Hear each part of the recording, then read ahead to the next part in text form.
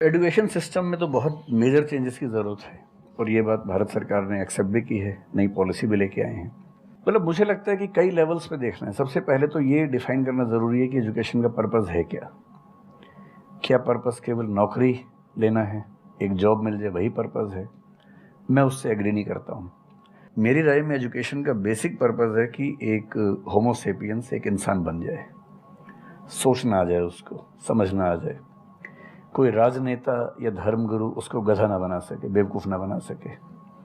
उसे इतनी समझ हो कि वो चीज़ों को फैक्चुअली ऑब्जेक्टिवली समझ सके, तर्क कर सके, बहस कर सके, और अगर तर्क और बहस में सामने के तर्क ठीक हैं तो उनको एक्सेप्ट भी कर सके, इतना विनम्र भी रहे।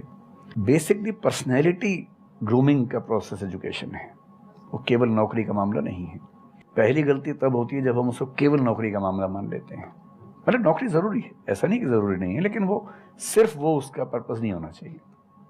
सेकेंडली, कई ऐसी चीज़ें, जैसे अगर बहुत विस्तार में तो नहीं जा सकते, जैसे एक बहुत छोटी बात है सेक्स एजुकेशन हमारी सोसाइटी में। ये इतनी ज़रूरी चीज़ है। स्कूल में जो एडोलेसेंस की एज के लोग हैं, 12, 13, 14 की एज के लोग हैं, उनको वो सब चीज़ें बताएं ताकि गलत सोर्सेज से इंफॉर्मेशन ना मिले, कोई गलती ना कर बैठें। हेल्थ एजुकेशन के रूप में हो, उनको सारी चीज़ें पता हो, ठीक हाथों से पता हो, ठीक तरीके से पता हो।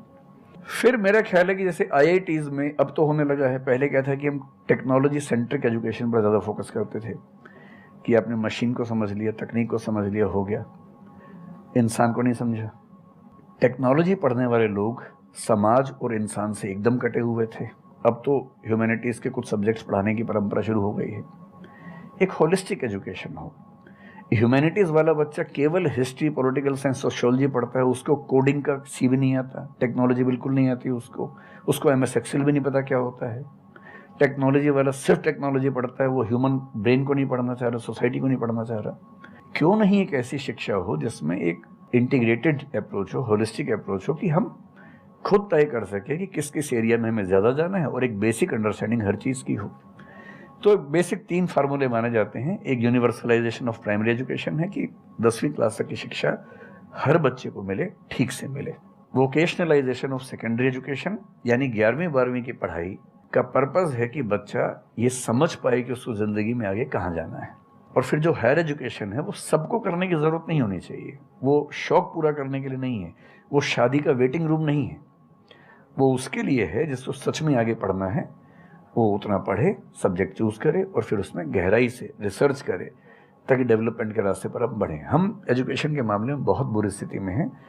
मैं तो जिस उम्र में हूँ, मेरा अब तो पर्पज़ भी ये बन गया है कि अब मैं उसी पे कुछ काम करूँ। एक यूनिवर्सिटी शुरू करने की योजना मेरे मन में है, इनसे मैंने शेयर भी किया था। और मैं जिस तरह का विश्वविद्यालय सोचता हूँ, वो नौकरी देने के पीछे पागल नहीं होगा, वो होमो सेपियंस को कायदे का इंसान बनाने की कोशिश करेगा।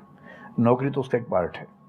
मतलब आप जितने भी सफल लोगों को देखेंगे जनरली, जैसे मैंने इन्हीं से पूछा, ये जिस फील्ड में सफल हैं, इनका जो करियर है, अगर मैं इसको छोड़ भी दूं तो अदरवाइज भी जो इनका करियर है वो उस विषय से जुड़ा हुआ नहीं है जो इन्होंने पढ़ा है ग्रेजुएशन में।